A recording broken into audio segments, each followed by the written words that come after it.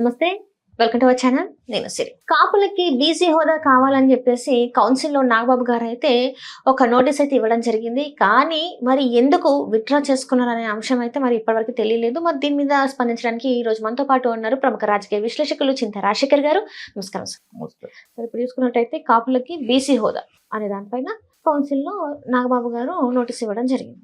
మరి దేనికోసం మళ్ళీ దాన్ని ఉపసంహరించుకున్నారు ఏంటంటారు? వెనకాల గల కారణాలు ఏంటి? అంటే కాపు రిజర్వేషన్ అంశం ఎప్పటి నుంచో మనమైతే కాపులకు రిజర్వేషన్ వస్తుందని చాలామంది చెప్తా ఉన్నారు. కానీ అది ఒక అంశంగా ఒక నాయకుడిగా ఎదగడానికి పనికొస్తుంది. కానీ ఒక పార్టీ అధ్యక్షుడు అలాగే ముఖ్యమంత్రి అవ్వాలనే ఆశలు ఉన్న వ్యక్తులు ఎవరైనా సరే ఆ అంశం లేకపోతే భూస్థాపితం అయిపోతారు. భస్మాసుర హస్తం. కాపు రిజర్వేషన్ అంశము కుల నాయకులకి వరం అయితే రాజకీయ నాయకులకు అదొక శాపం.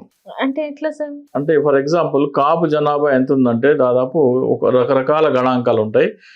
ఒకటి 18 నుంచి 22, 25 మధ్యలో ఉన్నాయని చెప్పేసి అంటూ ఉంటారు. బీసీలు 49 to 50% ఉన్నారు.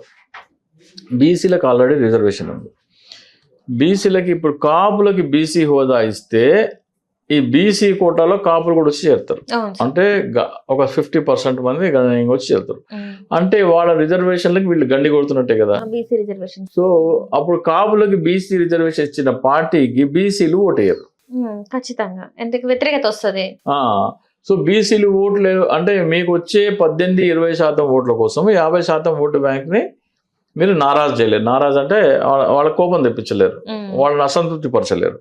అది వెరీ వెరీ సింపుల్ లాజిక్. ఇది ఈ లాజిక్తోనే నేను మీకు 2017లో అనుకుంటా ఫేస్బుక్లో ఒక పోస్ట్ పెట్టిన.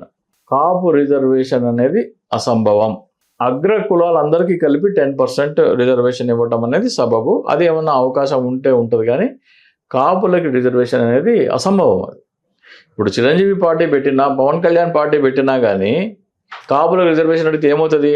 కాపులు మాత్రమే ఓటేస్తారు, బీసీలు వేయరు. బీసీలు ఓటేయకపోతే ఎవరికి రాజ్యాధికారం రాదు, సీఎం అవ్వలేడు. ఎస్సీ ఎస్టీలు కాపులు కలిసినా కానీ ఆ ఈక్వేషన్కి రాదు, బీసీలతో సమానంగా రాదు. కాపులకి రిజర్వేషన్ ఇస్తే రెడ్లు, ఓసీలో ఉన్న రెడ్లు కమ్మలు కూడా ఓటేయరు. కానీ ఇక్కడ చూసుకున్నట్టయితే మన సునీల్ గారు, ఐపీఎస్ ఆఫీసర్ సునీల్ గారు ఇప్పుడు సస్పెన్షన్లో ఉన్నారు. ఆయన అన్నారు కాపులను దళితులు కలిసి ఒక గ్రూప్గా ఫామ్ అయ్యి ఒక పార్టీ తీసుకొస్తే మంచి ప్రయోజనాలు ఉంటాయి కదా అని చెప్పేసి. కాపులు 18% అమ్మా, దళితులు 20%, ఎంత 38%. బీసీలు ఎంతమంది ఉన్నారు? 50% ఉన్నారు. ఈ 38+50 పోతే ఇంకా 12% ఎవరున్నారు? అదర్ ఓసీ క్యాస్ట్లు ఉన్నారు. ఆ కాపుల రిజర్వేషన్ ఇస్తే అదర్ ఓసీ క్యాస్ట్లు ఊరుకోరు, బీసీలు ఊరుకోరు. సో అది ఫెయిల్యూర్. అది టెస్టెడ్ అండ్ ఫెయిల్డ్ ఇది. అందుకనే నేను ఈ విషయమే చెప్పాను. ఈ విషయమే నేను ఫేస్బుక్లో పోస్ట్ పెడితే జనసేన పార్టీలో బొరుసు ప్రభు అని ఒక ఆయన ఉండేవారు. ఆయన తీసుకెళ్ళి పవన్ కళ్యాణ్ చూపించాడు. ఈయన చెప్పేది ఇది. ఆ పోస్ట్ విన్న వెంటనే ఇట్లా ఎందుకు పోస్ట్ పెట్టావు, నువ్వు కాపు అయింది అంటే, నేను కాపునే కానీ కామన్ సెన్స్ ఉంది నాకు. నేను కాపునే కానీ నాకు కామన్ సెన్స్ ఉంది. అయ్యే పని కాదు ఇది. ఎందుకు అయ్యే పని కాదు? అయితే ఎప్పుడు అయిపోయింది. అలా ఇప్పుడు అయ్యే పని కాదు. ఎందుకంటే కాపులకు రిజర్వేషన్లు ఇస్తే బీసీల ఓట్లు పోతాయి, ఓసీ కులాల్లో ఇతర ఓట్లు పోతాయి, కమ్మారెడ్లు అసలు వేయరు, వెలమాలు కూడా వేయరు. సరే మరి ఎట్లా వస్తుంది మీకు 38%తోనే? రాదు కదా. సో అది ఇంపాసిబుల్. అదర్ వాళ్ళల్లో యూనిటీ పెంచిన వాళ్ళు అవుతాం.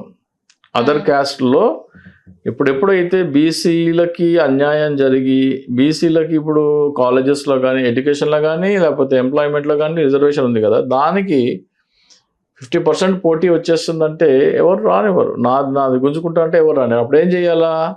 బీసీ రిజర్వేషన్ కోటాని 50% నుంచి పెంచాలా. 50% నుంచి పెంచి దాన్ని 60 or 65 చేయాలా. 60 or 65 చేస్తే బీసీ అట్లే నుంచి కాపులకి వచ్చిందని కలపమని చేస్తే అప్పుడు సెంట్రల్ గవర్నమెంట్ జాబ్స్లో అందరూ కలిసి అయిపోతారు కదా. సెంట్రల్ గవర్నమెంట్ జాబ్స్లో బైఫర్కేషన్ రాదు మళ్ళీ.